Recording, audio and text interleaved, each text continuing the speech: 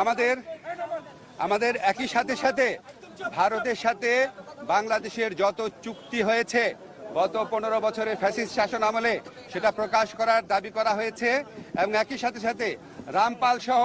বাংলাদেশের জন্য ক্ষতিকর যে সমস্ত চুক্তি আছে সেগুলি বাতিল করার দাবি করা হয়েছে। বাংলাদেশের প্রতি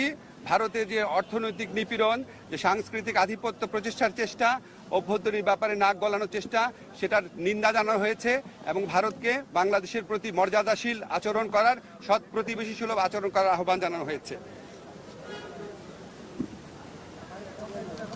আচ্ছা, আমাদের এই পরিস্থিতি মোকাবেলায় ভারত বাংলাদেশ বিরোধী যে বিভিন্ন প্রচারণা চালাচ্ছে, এই পরিস্থিতি মোকাবেলায় সকল সম্প্রদায়ের মানুষের ভূমিকার প্রশংসা করা হয়েছে এবং সাম্প্রদায়িক সম্প্রীতি যে কোনো উস্কানির মুখে অটুট রাখার প্রত্যয় ব্যক্ত করা হয়েছে।